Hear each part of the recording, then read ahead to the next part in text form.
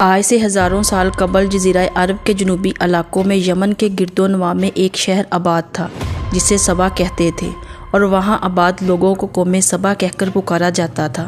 یہاں کے لوگ نہایت ہی نعمتوں اور راحتوں میں تھے۔ ہر طرف لہلہاتی فصلیں اور پھل سے لدے درخت موجود تھے، مگر یہ قوم شرک میں مبتلا تھی اور سورج کی پوجا کیا کرتی تھی۔ جب وہاں کے بادشاہ شراجین ابن مالک کی موت ہوئی تو اس کی بیٹی بلقیس نے حکومت کی بھاگ دوڑ سنبھالی۔ بعض لکھنے والوں نے لکھا ہے کہ بلقیس کے والدین میں سے ایک جنات میں سے تھے، مگر اس نظریے کی کوئی واضح دلیل نہیں ملتی۔ ملکہ بلقیس ایک قابل عورت تھی جس نے یمن پر نہایت ہی خوبصورتی سے حکومت کی۔ دنیا کے بیشتر علاقوں میں تجارت ہوتی تھی، وہ سبائیوں کے ہاتھ میں ہی تھی۔ یہی وجہ تھی کہ یہ قوم نہایت ہی دولت مند تھی، مگر یہ وہ زمانہ تھا جب مشرق سے مغرب تک ایک عظیم موحد بادشاہ کی طاقت پر حکومت اور جاہ و جلال کا ڈنکا بجتا تھا، جسے تاریخ میں سلمان ابن داؤد کے نام سے جانا جاتا ہے۔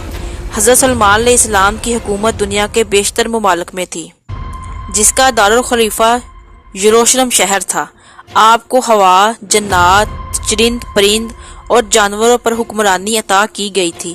ایک دن کا واقعہ ہے کہ حضرت سلمان علیہ السلام نے دربار لگایا تو جن، جانور، پرند، چرند سب کے سب حاضر ہو گئے، مگر ان کا چہیتا پرندہ ہدہد غائب تھا۔ آپ نے پوچھا ہدہد کہاں ہے؟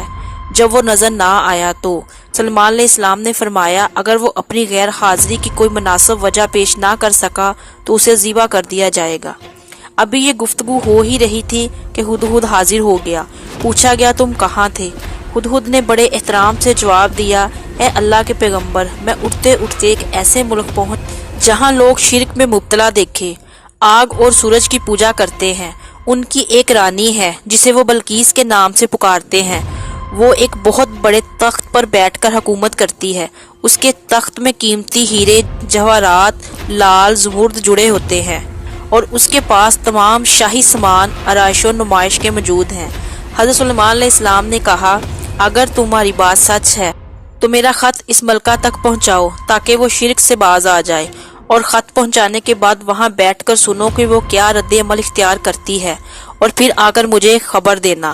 حضرت سلمان علیہ السلام نے خط روانہ کیا، اور وہ کچھ یوں تھا، شروع اللہ کے نام سے جو بڑا مہربان اور رحم فرمانے والا ہے۔ یہ عزت والا خط سلمان ابن داؤد کی جانب سے ملکہ سبا بلقیس کی طرف ہے، جو ہدایت کی پیروی کر کے اس کے لیے سلامتی ہے۔ مجھ پر غلبہ کی خواہش نہ کرو، میرے مقابلے میں سرکشی اختیار نہ کرو، بلکہ فرمانبردار اور مطیع ہو کر میرے پاس آ جاؤ۔ یہ خط دراصل ملکہ اور اس کی قوم کی طرف دعوت اسلام تھی۔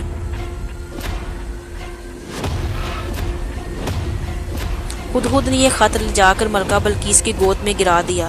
ملکہ کے دربار میں اس وقت 300 کے قریب سردار بیٹھے تھے۔ انہوں نے جب یہ خط پڑھا تو طیش میں آ گئے اور کہا یہ ہماری توہین ہے، ہمیں اس کا سخت جواب دینا ہوگا۔ مگر ملکہ بہت سمجھدار تھی، اس نے انہیں سمجھایا کہ خط سے پتہ چل رہا ہے کہ کوئی عام شخص نہیں ہے، خدا کا پیغمبر ہے، لہٰذا ہمیں حکمت سے کام لینا چاہیے۔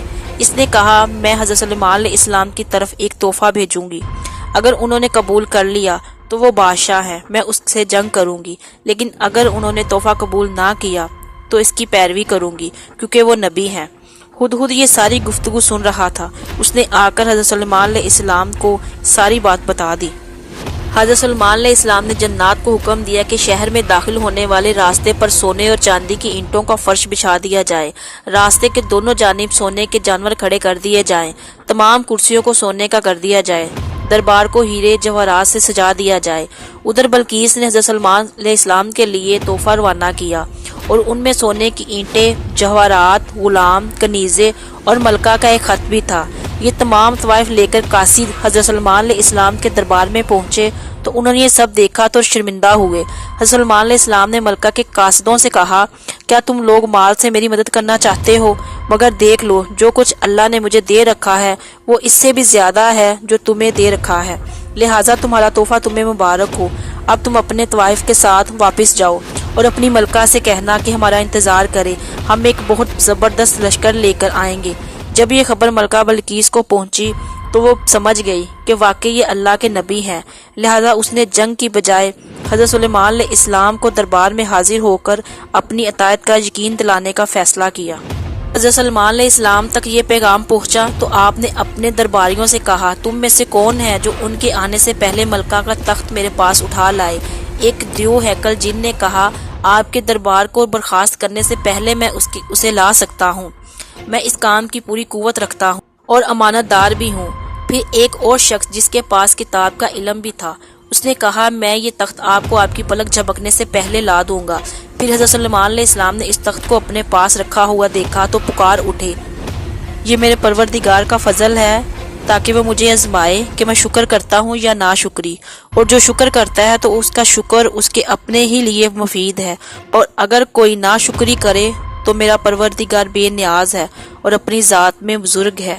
حضرت سلیمان علیہ السلام نے اس تخت میں رد و بدل کر دیا۔ جب ملکہ بلقیس حضرت سلیمان علیہ السلام کے دربار میں حاضر ہوئی تو آپ نے پوچھا، تمہارا تخت بھی اسی طرح کا ہے؟ اس نے کہا، یہ تو گویا ہو بہو بالکل ویسا ہی ہے، اور ہمیں تو پہلے ہی معلوم ہو گیا تھا اور ہم فرما بردار ہو چکے ہیں۔ بلقیس کے آنے سے پہلے سلیمان علیہ السلام نے ایسی عمارت بنانے کا حکم دیا جس کا فرش شیشے کا ہو، نیچے پانی جاری ہو اور پانی میں مچھلیاں اور دوسرے آبی جانور ہو۔ حضرت سلیمان علیہ السلام اس عمارت میں اپنی شاہی تخت پر جلوہ افروز تھے، اور شیشے کے نیچے سے پانی اپنی پوری آب و تاب سے بہہ رہا تھا، جبکہ اس کے اوپر شیشہ نظر نہیں آتا تھا۔ بلقیس کو اس محل میں لایا گیا۔ جب اس نے فرش کو دیکھا تو سمجھی یہ پانی کا ایک حوض ہے، لہٰذا اپنی کنڈلیاں سے کپڑا اٹھایا اور سلیمان علیہ السلام نے کہا، یہ تو شیشے کا چکنا فرش ہے۔ تب وہ شرمندہ ہوئی اور بول اٹھی، اے میرے پروردگار، میں سورج کی پوجا کر کے اپنے آپ پر ظلم کرتی رہی، اور اب میں نے سلیمان کے ساتھ اللہ کی اطاعت قبول کر لی۔ لہٰذا بلقیس پر یہ ظاہر ہو گیا کہ جس طرح وہ شیشے کے صحن کو پانی کا لہر مارنے والا گہرا حوض سمجھ بیٹھی تھی، اسی طرح اس کی قوم نے سورج کی چمک دھمک دیکھ کر خدا سمجھ بیٹھے تھے۔ اسے اپنی غلطی پر نہایت ہی شرمندگی ہوئی۔ بعض نے لکھا ہے کہ اس واقعہ کے بعد ملکہ بلقیس مسلمان ہو گئی اور حضرت سلیمان علیہ السلام کے نکاح میں آ گئی، جبکہ بعض نے لکھا ہے کہ آپ نے بلقیس کو یمن واپس بھیج دیا اور اس کے لیے وہاں 3 بڑے محل تعمیر کروائے۔